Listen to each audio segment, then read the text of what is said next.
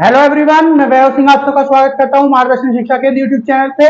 आशा करता हूं सब लोग ठीक होंगे, अपनी तबीयत का पूरा पूरा ख्याल रख रहे होगे, अपनी पढ़ाई में पूरी पूरी मेहनत कर रहे होगे। पूरी मेहनत करिए, देखिए भर्ती आने वाली है, दिल्ली पुलिस की भी आने वाली है और यूपी पुलिस की भी भर्ती आने वाली है, ठीक है। और हरियाणा पुलिस की भी भर्ती आने वाली है, एसआई वाली और कांस्टेबल वाली। तो पूरी पूरी मेहनत करिए अपनी पढ़ाई पे। तो चलिए शुरू करते हैं आज की वीडियो बिना किसी देरी के। तो ये हमारी वीडियो होने वाली है आज के इतिहास की। डेट क्या है आज? 19 अप्रैल। तो 19 अप्रैल के आज के इतिहास में, मतलब इतिहास में क्या क्या महत्वपूर्ण घटनाएं हुई थी वो सब हम यहाँ पे डिस्कस करेंगे। जो हमारे देश के अंदर कुछ घटनाएं हुई थी और जो देश के बाहर कुछ घटनाएं हुई थी वो सब यहाँ पे हम डिस्कस करने वाले हैं। तो पहले हम देखेंगे देश के अंदर कौन सी महत्वपूर्ण घटनाएं हुई थी आज के दिन। पहली, 19 अप्रैल 1451। 19 अप्रैल 1451 को क्या हुआ था? बहलोल लोदी ने दिल्ली पर कब्जा किया था। क्या किया था? बहलोल लोदी ने दिल्ली पर कब्जा किया था। इस समय पे क्या चल रहा था?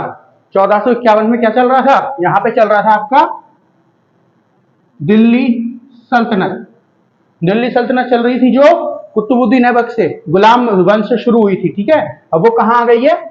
बहलोल लोदी के पास तक आ गई है, मतलब लोधी साम्राज्य तक आ गई है। लोधी साम्राज्य से पहले कौन सा साम्राज्य था? सैयद साम्राज्य, या फिर सैयद साम्राज्य बोल दीजिए, या फिर सैयद डायनेस्टी बोल दीजिए, ठीक है। तो बहलोल लोदी ने किसको हराया? वैसे बहलोल लोदी थे कहां से? बहलोल लोदी अफगानिस्तान। अफगानिस्तान में एक क्या था, एक कुछ लोगों का ग्रुप था जिसको ट्राइब बोलते हैं अगर इंग्लिश में बोले तो। वो कौन से लोगों का ग्रुप था? लोधियों का ग्रुप था। उनके कौन थे? उनके राजा थे, एक तरह से राजा आप बोल सकते हो, या फिर उनके लीडर थे कुल मिला के उनके, ठीक है। तो इन्होंने हराया किसका था, किसको था? जो सैयद जो डायनेस्टी या फिर सैयद जो साम्राज्य है उसके आखिरी राजा को। कौन थे उसके आखिरी राजा? अलाउद्दीन आलम शाह। किसको हराया था? अलाउद्दीन आलम शाह को। किसने? बहलोल लोदी ने। बहलोल लोदी ने अलाउद्दीन आलम शाह को हराया था, बहलोल लोदी ने, ठीक है। तो ये बात याद रखिएगा। तो लोधी साम्राज्य की स्थापना किसने करी? बहलोल लोदी ने। पहले राजा लोधी साम्राज्य के बहलोल लोदी। सईद साम्राज्य को खत्म किसने किया? बहलोल लोदी ने, ठीक है। सईद साम्राज्य के बाद कौन सा साम्राज्य आया? लोधी साम्राज्य, ठीक है। तो ये किसके बारे में हो गया? बहलोल लोदी के बारे में। इसके बाद अगर मैं बताऊं आपको तो इन्होंने, मतलब इनके ऊपर ताज कब पहनाया गया इनको? 19 अप्रैल 1451 को। 19 अप्रैल 1451 को इनको ताज पहनाया गया था, ठीक है। और दिल्ली सल्तनत के अंदर ही चल रहा है अभी। दिल्ली सल्तनत के ऊपर बहुत सारे साम्राज्य आते हैं ना, और दिल्ली सल्तनत के बाद कौन सा आता है? मुगल साम्राज्य। तो अभी दिल्ली सल्तनत चल रहा है, ठीक है। और दिल्ली सल्तनत के अंदर लोधी साम्राज्य की स्थापना हो गई है। फिर इसके बाद लोधी साम्राज्य ने आसपास, जो बहलोल लोधी ने आसपास के बहुत सारे इलाकों को कब्जा लिया, जैसे ग्वालियर को कब्जा लिया था, है ना, जौनपुर को कब्जा लिया था। जौनपुर थोड़ा सा जरूरी है, अभी इसमें आगे काम आएगा। तो ग्वालियर को कब्जा है, जौनपुर को कब्जा है, और भी बहुत सारे इलाके थे आसपास से, ठीक है। और जौनपुर क्यों जरूरी है? देखिए जौनपुर इसलिए जरूरी है क्योंकि बहलोल लोधी के जो बच्चे थे ना, बेटे थे, तो उनमें बड़े वाले बेटे को बहलोल लोधी ने जौनपुर का गवर्नर बना दिया था। बड़े वाले बेटे को जिसका नाम क्या था? बबकर शाह। क्या नाम था? बबकर शाह। इसको क्या बना दिया था? गवर्नर बना दिया था जौनपुर का, ठीक है, बड़े बेटे को। और जो दूसरा बेटा था जिसको हम सिकंदर लोधी के नाम से जानते हैं, वैसे उसका असली नाम है निजाम खान। क्या नाम है उसका असली नाम? निजाम खान। और हम लोग उसको सिकंदर लोधी के नाम से भी जानते हैं, इसी नाम से वो ज्यादा फेमस है। इसको राजा बना दिया था, ठीक है। इसको क्या बना दिया था? अगला सुल्तान। राजा नहीं, सुल्तान बोलेंगे, ये लोग सुल्तान बोलते थे, तो अगला सुल्तान बना दिया था। अब सुल्तान बना दिया तो दोनों भाइयों के बीच में दुश्मनी हो गई और दोनों भाइयों में लड़ाई हो गई। जो बड़ा वाला भाई है, क्योंकि देखो अगर वैसे देखा जाए उस समय पे जैसे राजा बनते थे तो जो पिता होता था उसका बड़ा बेटा राजा बनता था। बड़ा बेटा ही तो राजा बनता था, तो बनना तो इसको चाहिए, लेकिन बना किसको दिया? सिकंदर लोधी को, ठीक है। अब वो उससे ज्यादा प्यार करते थे, या फिर बड़ा वाला अच्छा नहीं था, जो भी था, कुछ भी था, लेकिन बनाया किसको? सिकंदर लोधी को। इसी वजह से इन दोनों के बीच में लड़ाई हुई और इनकी लड़ाई चल रही थी, दोनों बच्चे आपस में लड़ रहे हैं, तो इसी गम की वजह से बहलोल लोधी की भी मृत्यु हो गई थी। बीमार हुए पहले, फिर इनकी मृत्यु हो गई थी, फिर इसकी बहलोल लोधी की मृत्यु हो गई, ठीक है। अच्छा, अगर लोधी साम्राज्य की बात करें, लोधी सल्तनत की बात करें, तो पहले राजा कौन? बहलोल लोधी। दूसरे राजा कौन? सिकंदर लोधी। तीसरा राजा कौन? इब्राहिम लोधी, ठीक है। तीन ही थे, इसके बाद अभी बताऊंगा। तो मृत्यु कब हुई इनकी? बहलोल लोधी की। बहलोल लोधी की मृत्यु कब हुई? 1986 में। 1986 में इसकी मृत्यु हो गई बहलोल लोधी की, ठीक है। फिर राजा कौन बना? फिर राजा बना सिकंदर लोधी। पहले बहलोल लोधी, फिर सिकंदर लोधी, फिर इब्राहिम लोधी। ये आखिरी राजा था लोधी साम्राज्य का, आखिरी राजा था कौन? इब्राहिम लोधी। इसको इसने किसको हराया था, मतलब इसको किसने हराया था, मतलब लोधी साम्राज्य को खत्म किसने किया था।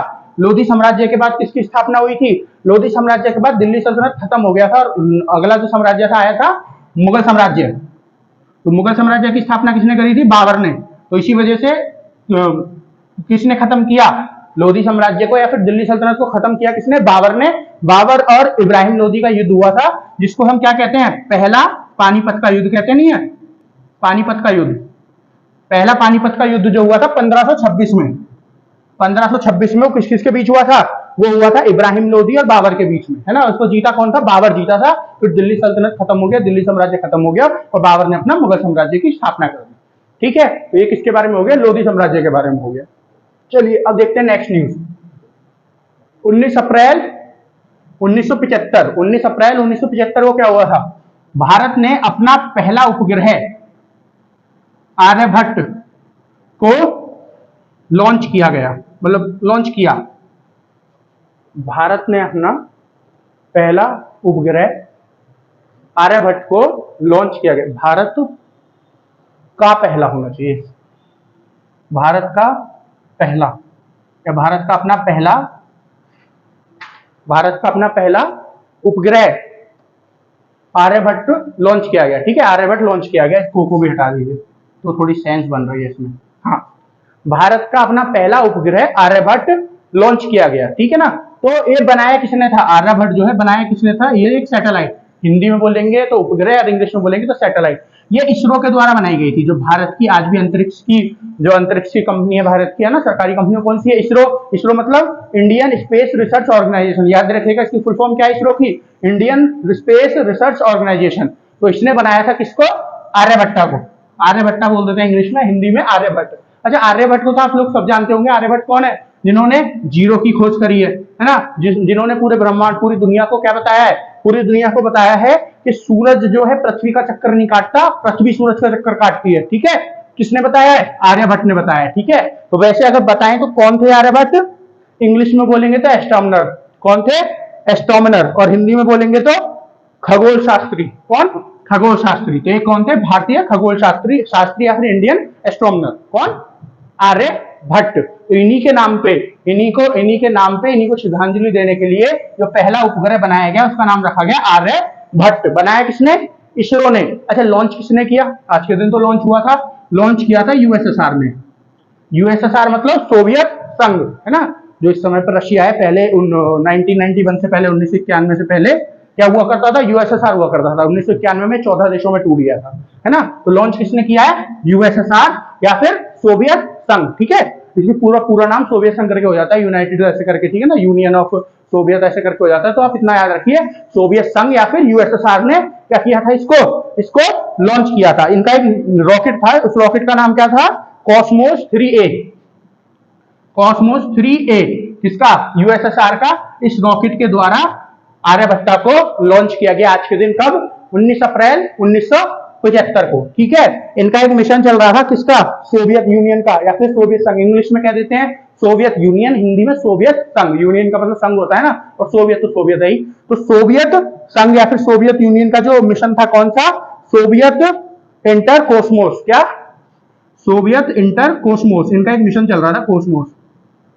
ये मिशन किस लिए था, ये इसके द्वारा सोवियत जो है, सोवियत संघ या फिर यूएसएसआर क्या कर रहा था, अपने देश, जो उनके दोस्त हैं, जो उनके फ्रेंडली दोस्त हैं, फिर मित्र देश हैं, उनकी क्या कर रहा था, उनकी मदद कर रहा था, ताकि उनको भी अंतरिक्ष में पहुंचाया जा सके, उनका भी कोई ना कोई सैटेलाइट अंतरिक्ष में पहुंचे। इसी वजह से भारत की भी इन्होंने मदद की थी। तो भारत का पहला सैटेलाइट या फिर पहली सैटेलाइट या फिर पहला उपग्रह जो अंतरिक्ष में गया था, कौन सा था, आर्यभट्टा।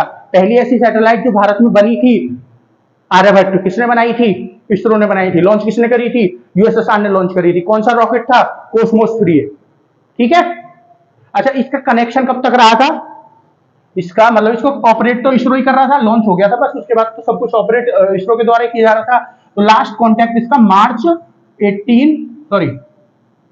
1981 तक रहा था। लास्ट कॉन्टेक्ट इसका 1981, मार्च 1981 तक इसके साथ लास्ट कॉन्टेक्ट रहा था। तो ये किसके बारे में हो गया, आर्यभट्ट के बारे में हो गया।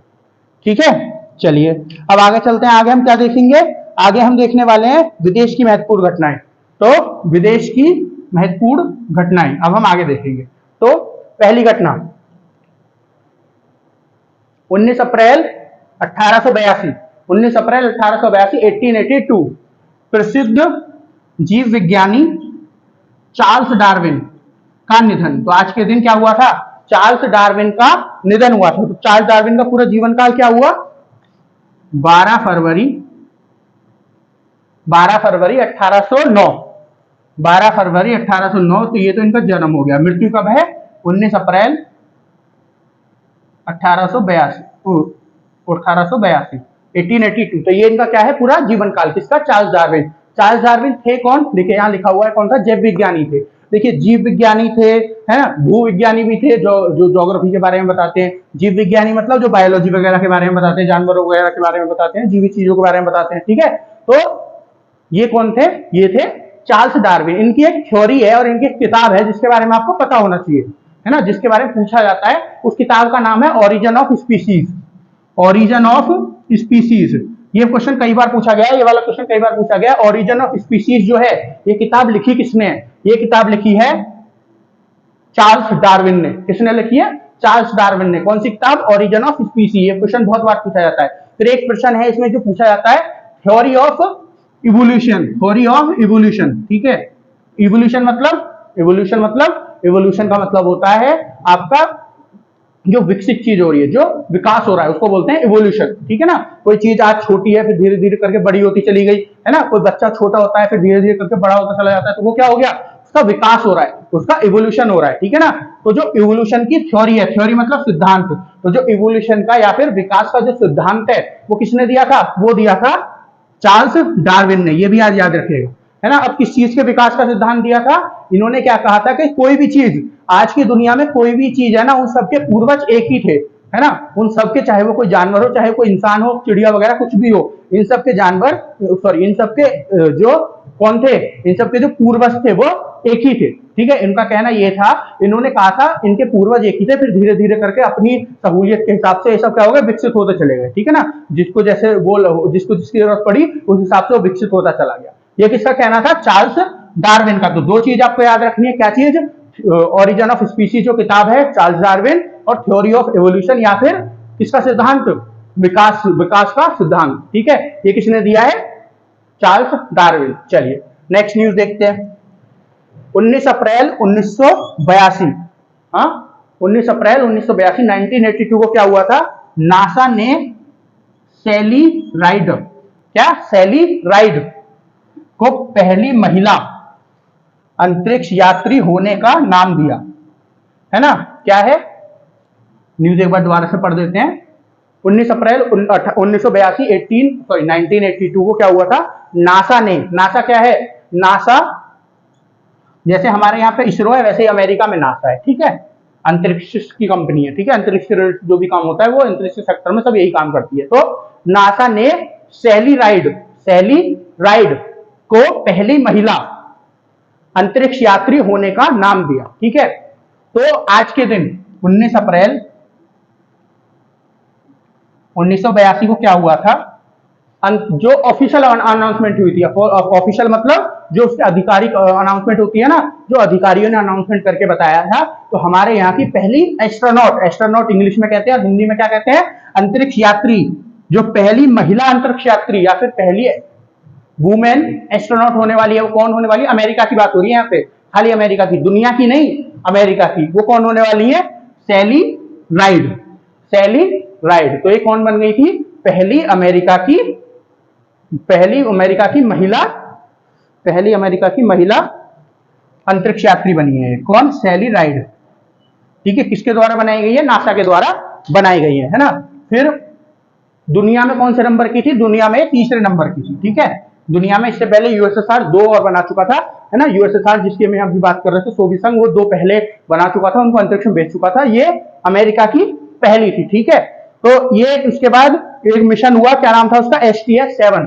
एक मिशन गया STS-7, उसमें फिर ये अंतरिक्ष में भी 1883 में ये 1883 में फिर ये अंतरिक्ष भी चली गई थी, ठीक है। फिर ये अंतरिक्ष में भी चली गई थी। अभी इनका नाम घोषित हुआ है कि जो मिशन आएगा उसमें हम इनको अंतरिक्ष में भेजेंगे। जब अंतरिक्ष में भेजेंगे जब तो वो क्या हो जाएंगी? अंतरिक्ष यात्री होंगी। तो फिर इनको 1882 में एक मिशन था STS-7 उसके उसके द्वारा इनको कहां भेजा गया, अंतरिक्ष में भेजा गया। फिर ये ऑफिशियली क्या बन गई, अभी तो अनाउंसमेंट हुई है कब, 1982 19 अप्रैल 1982 को क्या हुआ है, अनाउंसमेंट हुई है। फिर 1983 में ये क्या बन गई है, अंतरिक्ष में जाके अंतरिक्ष यात्री बन गई है। ठीक है, कौन, सैली राइड। तो चलिए आज के लिए इतना ही, बोर्ड देख लीजिए एक बार। तो दोस्तों आशा करता हूं आपको सारी न्यूज एक एक करके समझ में आई होगी। फिर भी अगर ऐसी कोई न्यूज है जो आपको समझ में नहीं आई इनमें से, है ना, मैंने बहुत डिटेल से समझाने की कोशिश करी है, अच्छे से समझाने की कोशिश करी है, धीरे धीरे, ताकि आपको आराम से समझ में आए। लेकिन फिर भी ऐसा कुछ है जो आपको समझ में नहीं आया, तो आपको क्या करना है, वीडियो देखिए और देख के कमेंट सेक्शन में कमेंट करके बता दीजिए कि ये चीज हमारी समझ में नहीं आई है। तो जो कल की वीडियो होगी 20 अप्रैल की, उसमें मैं आपको बता दूंगा जो आपकी समझ में नहीं आया हुआ। ठीक है, तो आज के लिए इतना ही। हमारा जो चैनल है मार्गदर्शन शिक्षा केंद्र, इसको सब्सक्राइब करें, हमको जल्दी से जल्दी 1000 सब्सक्राइबर्स के पास पहुंचाए, है ना, ताकि हम आपके लिए और मेहनत कर सकें अच्छे से अच्छे। तो हमको सब्सक्राइब करें हमारे चैनल को, हमारी जो वीडियोज है उनको लाइक करें, शेयर करें। तो फिर मिलते हैं आपसे कल, तब तक के लिए धन्यवाद।